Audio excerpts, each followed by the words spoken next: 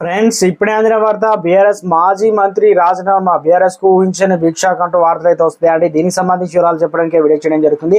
చాలా మంది వీడియోస్ ఉన్నారు కానీ సబ్స్క్రైబ్ మర్చిపోతున్నారు. దయచేసి ఛానల్ సబ్స్క్రైబ్ చేసుకొని బెల్ ఐకాన్ ఆల్ పైన ట్యాప్ చేయండి. ఇటువంటి ఇంపార్టెంట్ ఇన్ఫర్మేషన్ మిస్ అవ్వకుండా మీ ఫోన్ నోటిఫికేషన్ రూపంలో వస్తుంది. చాలా మంది చూస్తున్నారు కానీ మీరు లైక్ చేయడం లేదండి.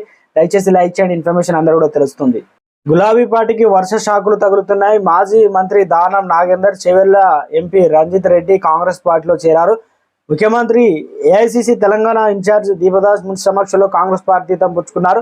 లోక్సభ ఎన్నికల వేళ తెలంగాణ రాజకీయాలు ఆసక్తికరంగా సాగుతున్నాయి. మెజారిటీ సీట్లలో బాగా వేయడమే లక్ష్యంగా తెలంగాణ కాంగ్రెస్ పార్టీ పావులు కదుపుతుంది.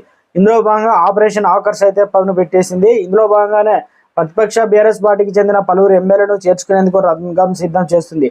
ఇప్పటికే పలువురు ఎమ్మెల్యేలతో చర్చలు జరుపుతున్నట్లు వార్తలు వస్తుండగా, తాజాగా హైదరాబాద్ ఏదైతే నగరానికి చెందిన దానం నాగేందర్, ఎంపీ రంజిత్ రెడ్డి బీఆర్ఎస్ పార్టీలో చేరారు. వర్ధనపేట మాజీ ఎమ్మెల్యే అరూరి రమేష్ బీజేపీలో చేరారు.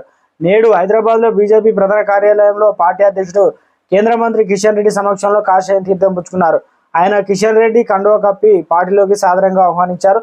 అరూరి రమేష్ వరంగల్ పార్లమెంట్ సీట్ అయితే ఆశిస్తున్నారు. ఇలా ఒక్కొక్కరుగా తెలంగాణ రాష్ట్రంలో నుంచి అనగా బీఆర్ఎస్ పార్టీ నుంచి ఖాళీ అవ్వడం, ఇటు కవిత అరెస్టు రాజకీయం చుట్టూ చర్చ నడుస్తుంది. మొత్తానికి ఇదే అదునుగా చూస్తున్న కీలక నేతలు కూడా పక్కచూపులు చూస్తున్నారు. ఇట్లా ఒక్కొక్కరుగా పార్టీకి విడిచి వెళ్ళడం బీఆర్ఎస్ కు ఊహించని భిక్షాకే తగులుతుంది అంటున్నారు రాజకీయ నిపుణులు కూడా.